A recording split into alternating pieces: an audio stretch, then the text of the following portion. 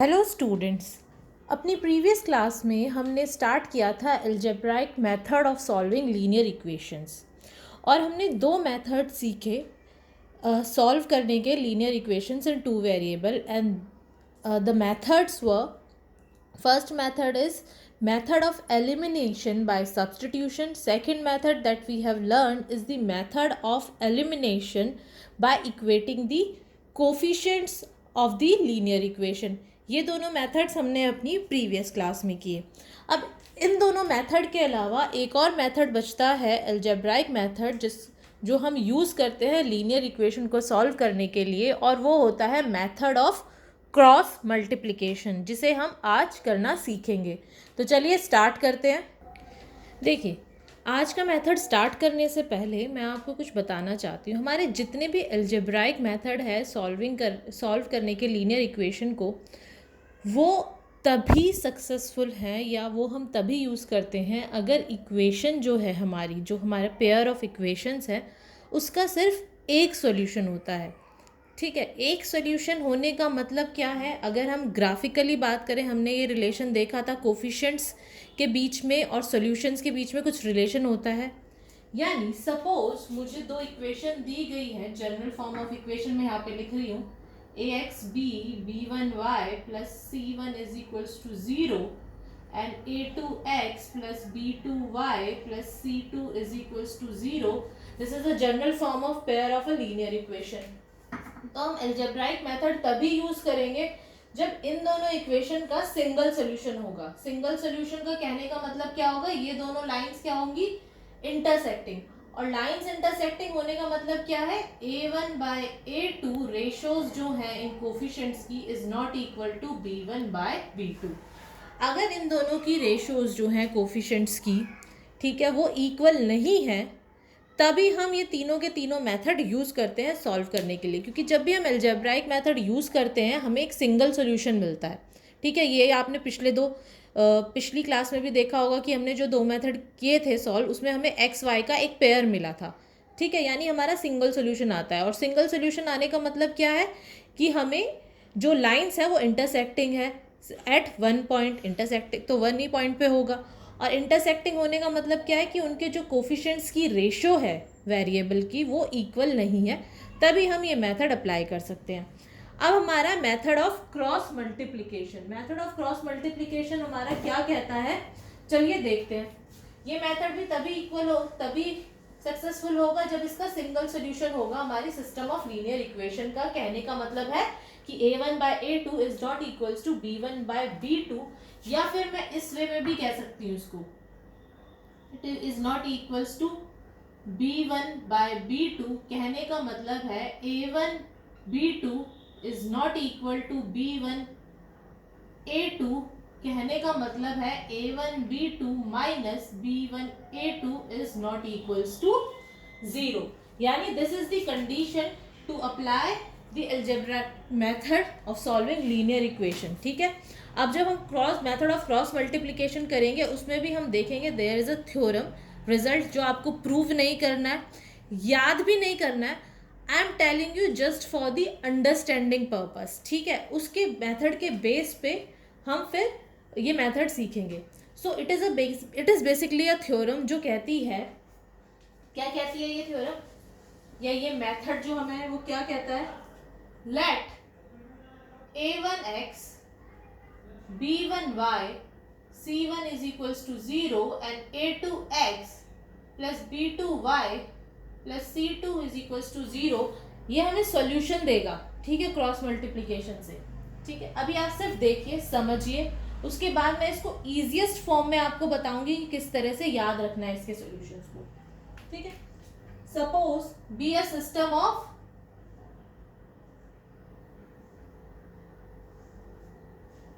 simultaneous linear equation in variables x and y such that a1 a2 is not equal to b1 b2. ठीक है,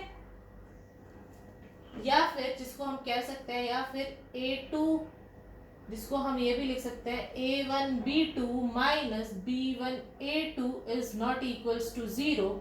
ये दो variable है और इन variables के जो कोफिशिएंट्स हैं उनकी रेशो इक्वल नहीं है, then the solution, then the system has a unique solution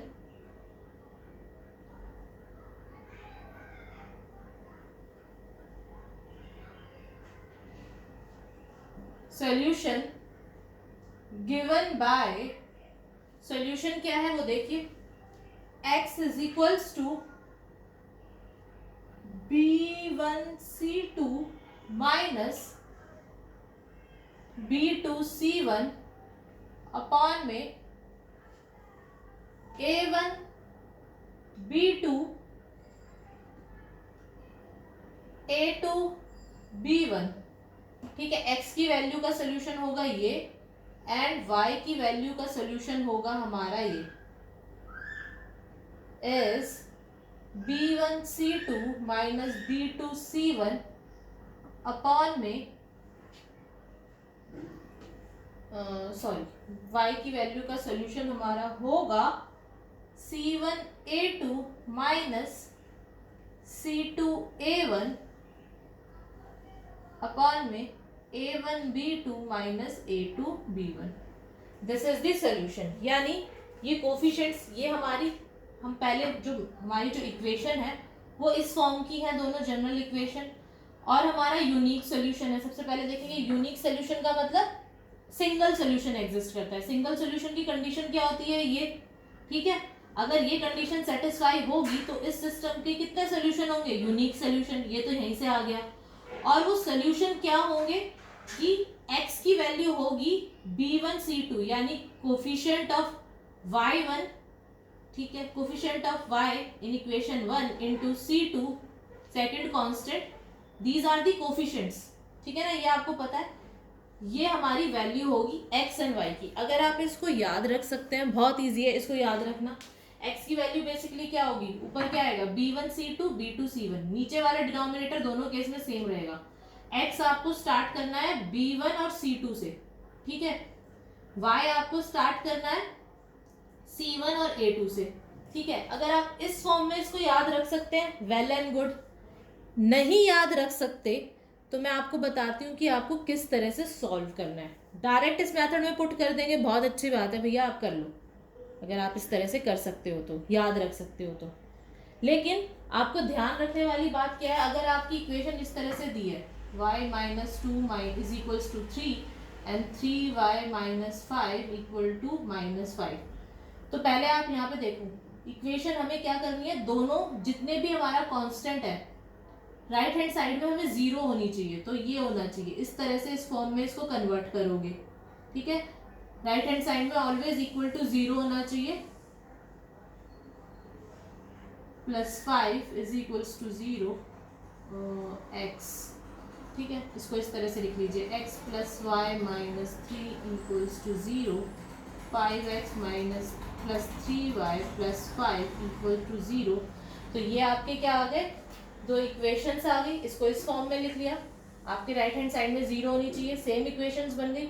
अब आपके कोफिशिएंट्स क्या है, B1 की वैल्यू, A1 की वैल्यू, A1 की वैल्यू आपकी हो गई 1, B1 की वैल्यू आपकी हो गई 1, C1 की वैल्यू आपकी हो गई -3, A2 की वैल्यू आपकी हो गई 5, B2 की वैल्यू आपकी हो गई 3 एंड C2 की वैल्यू आपकी हो गई 5। अब आप डायरेक्ट सोल्यूशन निकाल सकते हैं। x की वैल्यू क्या होगी, B1 into C2, B1 into C2 यानी 5 माइनस B2 इंटू C1, तो ये माइनस माइनस प्लस 9 अपॉन में A1 into B2, A1 into B2 3 minus A2 into B1, A2 into B1 क्या आ जाएगा हमारा -5। इस तरह से आप x की वैल्यू निकाल सकते हैं। लेकिन यहाँ पे कई बार कंफ्यूजन हो जाती है, प्लस माइनस के साइन में गड़बड़ भी होने के चांसेस हैं। ये याद रख सकते हैं, बहुत अच्छी बात है, अप्लाई भी कर सकते हैं, इसमें इतना हार्ड एंड फास्ट रूल नहीं है, डायरेक्ट अप्लाई कर सकते हैं। लेकिन आप क्या कीजिएगा वो मैं अब आपको समझाती हूँ, ठीक है। This is the method of cross multiplication, ठीक है। अब मैं आपको समझाती हूँ कि आप इस मेथड को अप्लाई कैसे करेंगे। देखिए हमारे सॉल्यूशंस क्या हैं, एक्स एंड वाई इस तरह से आप याद रख सकते हैं। मैं फिर से कह रही हूँ, बहुत अच्छी बात है। अगर याद नहीं रख सकते तो इसको देखो किस तरह से लिखना है। सपोज आपको ये दोनों इक्वेशन दी गई है आपको, और ये भी दिया गया है साथ में a1 a2 is not equals to b1 b2, और आपसे कहा गया है क्रॉस मल्टीप्लिकेशन यूज करके आप इसकी वैल्यू निकालिए। क्रॉस मल्टीप्लिकेशन यूज करने के लिए अब भैया आपको ये वैल्यू याद नहीं रहती है या इसमें कंफ्यूजन होती है, तो क्या कीजिए, सबसे पहला काम क्या है, इक्वेशन को इस फॉर्म में लिखना है। इस फॉर्म में लिखने का मतलब इधर की साइड। फिर आप क्या करो, यहाँ पे लिखो x, यहाँ पे लिखिए y, यहाँ पे लिखिए माइन, यहाँ पे लिखिए 1। क्या करेंगे आप, x y 1, ये तीन चीज आप लिखेंगे। अब देखो y के साथ आपको माइनस का साइन लगाना है। जो भी सेकंड वेरिएबल होगा, अगर u v है, ठीक है, w x है, आप जो भी सेकंड वेरिएबल ले रहे हैं, ठीक है, सेकंड वेरिएबल ये हो गया इस केस में। इस वे में अगर आप लिख रहे हैं तो what is the second variable y। अगर यहाँ पे u और v है तो यहाँ पे आप v लिखेंगे माइनस v, ठीक है। आपने इस तरह से लिख लिया। अब आप क्या कीजिए, ये लगाया, यहाँ तक कोई डाउट नहीं होना चाहिए, यही आ जाएगा आंसर, ठीक है। कैसे, अब देखिए x के नीचे आप क्या लिखेंगे, आप ये x वाले टर्म्स को हाइड कर लो, ठीक है। अब आपके पास ये चार टर्म्स बचे, ठीक है। अब इस चार टर्म्स को आप क्या करेंगे, this multiply this, upper most left hand side से स्टार्ट करेंगे, दिस मल्टीप्लाई बाय दिस, तो b1 c2 आपका आ गया, ठीक है, माइनस दिस मल्टीप्लाई, पहले ऐसे जाना और फिर ऐसे जाना, ठीक है। ऊपर से नीचे वाली जो टर्म होगी, ये लेफ्ट मोस्ट से राइट मोस्ट, वो आप सबसे पहले लिख लेंगे इस तरह से b1 c2, और जो ये नीचे से ऊपर जाने वाली टर्म है ये हो जाएगी हमारी माइनस, क्या आ जाएगा, ये b2 c1, ठीक है। ये आ गया x के नीचे। अब आप क्या कीजिए, ये मिडिल टर्म y है ना, y वाली टर्म छुपा लीजिए, y वाली टर्म छुपा ली आपने। अब मेरा क्या बचा, रुकिए एक मिनट, मैंने y वाली टर्म हाइड कर दी, ठीक है। अब मेरा क्या बचा है यहाँ पे, a1 c2, नीचे से ऊपर a1 c2 minus a2 c1, ठीक है, y के नीचे ही आ गया।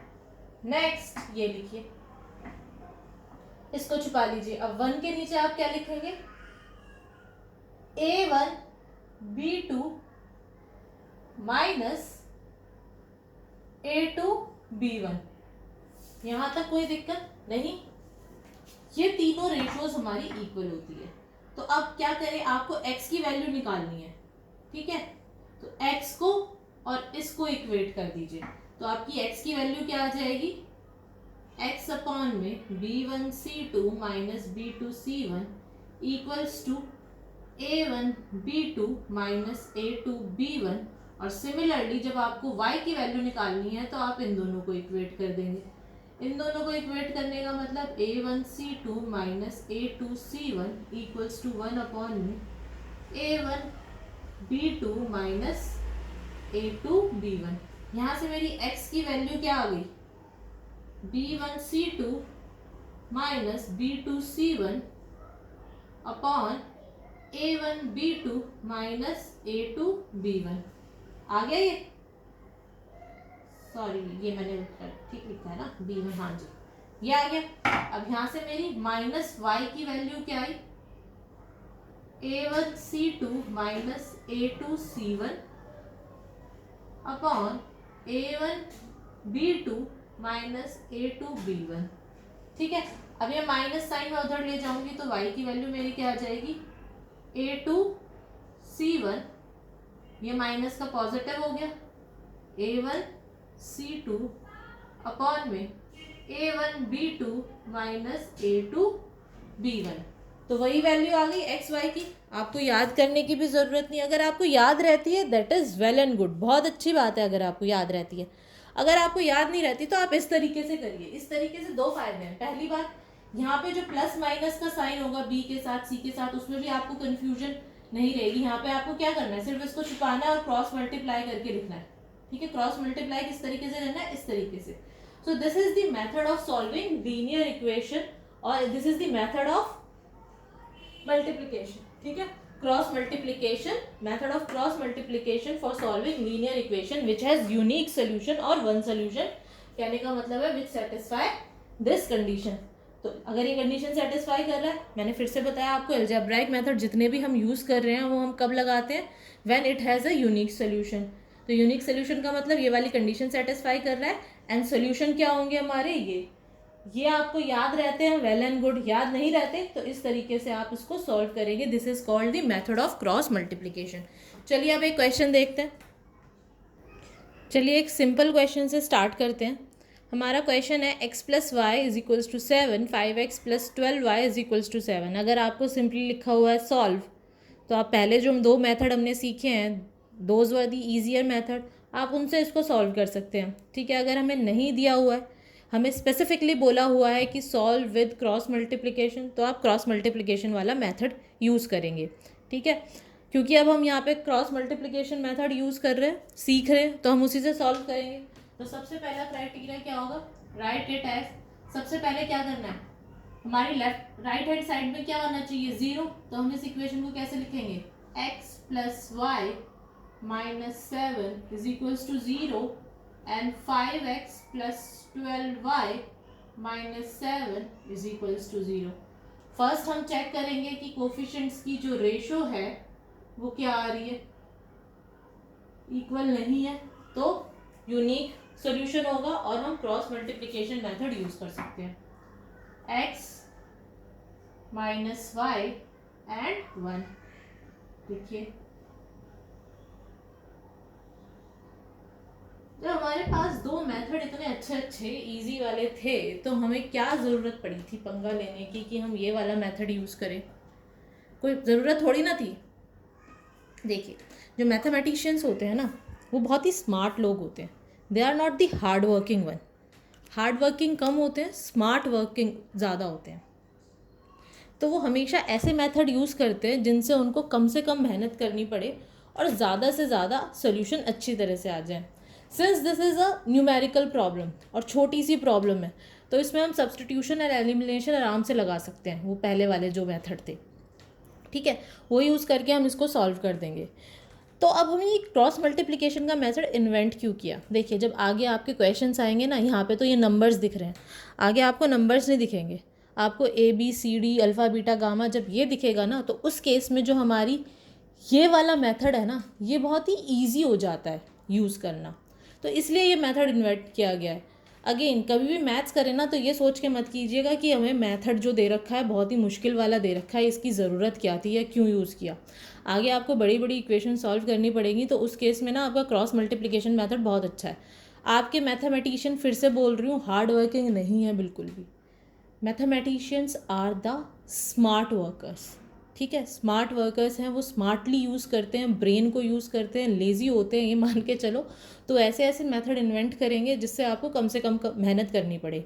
यहाँ हम सीखने के पर्पज़ से ये मेथड कर रहे हैं, अदरवाइज़ हम वही वाले मेथड यूज़ करते, क्यों इतना दिमाग लगाते। ठीक है, इसके बाद जो मैं नेक्स्ट क्वेश्चन करूँगी उसमें ये वाला मेथड हमें ज़्यादा फिजिबल लगेगा। ठीक है, अभी चलिए पहले मेथड सीखते हैं कि कैसे करेंगे। तो चलिए ये हो गया, हाँ जी।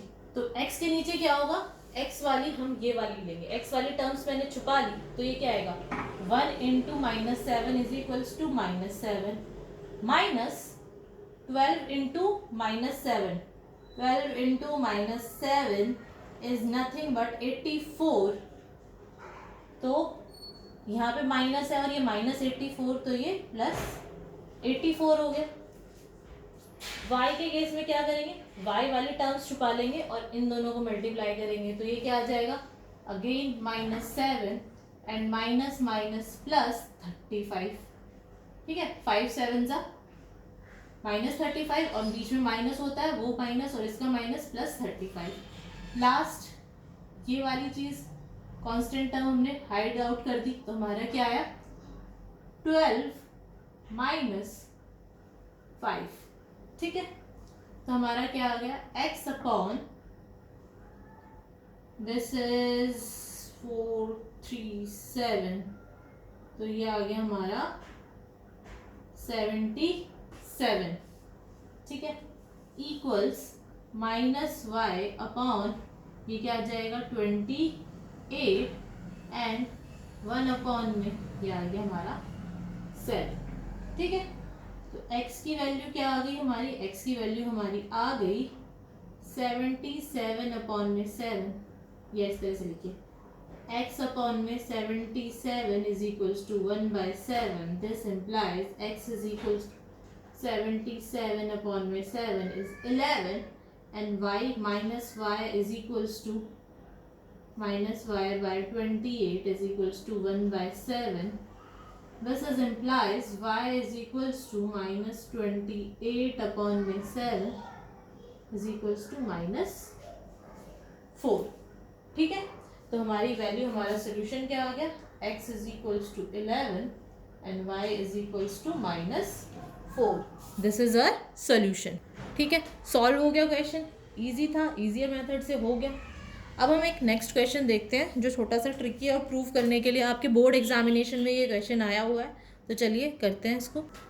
हमारा नेक्स्ट क्वेश्चन है a x plus b y is equals to a minus b x minus a y a plus b. ठीक है, इस केस में अगर हम सब्सटीट्यूशन यूज़ करेंगे, एलिमिनेशन यूज़ करेंगे, काफ़ी लेंदी मेथड हो जाएगा। ठीक है, तो हम इसमें क्या करेंगे, क्रॉस मल्टीप्लिकेशन से करेंगे, गलती होने के चांसेस भी कम होंगे। यहाँ पे नंबर्स नहीं है, यहाँ पे हमें क्या दिख रहे हैं, सारे अल्फ़ाबेट्स दिख रहे हैं।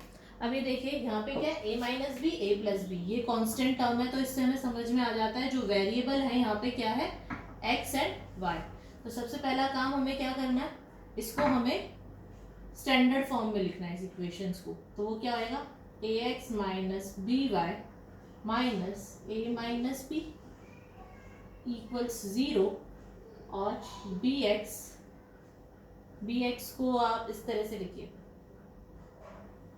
माइनस ए, अच्छा ठीक है, B x minus a Y minus A plus B equals 0 लिख लिया। अब हम इसको कैसे करेंगे, क्रॉस मल्टीप्लिकेशन का यूज करके। ये था, ठीक है, तो चलिए लिखते हैं x minus y and 1।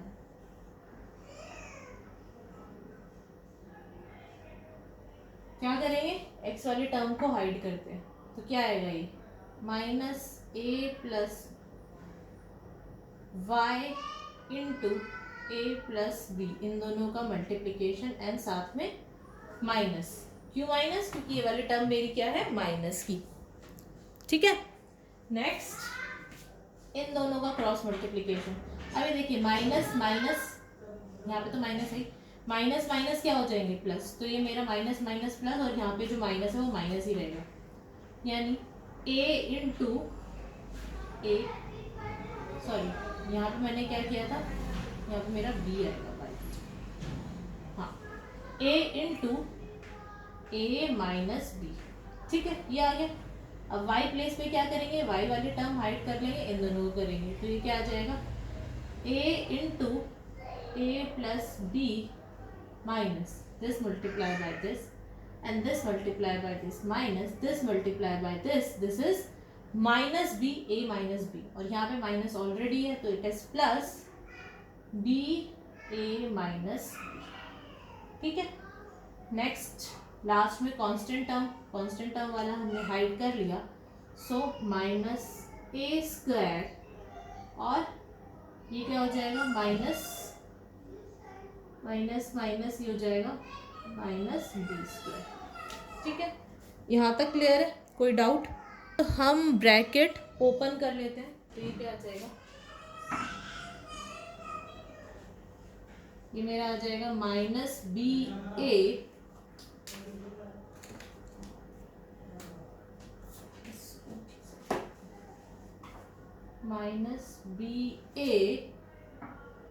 Minus B square minus A square plus A B, cancel out.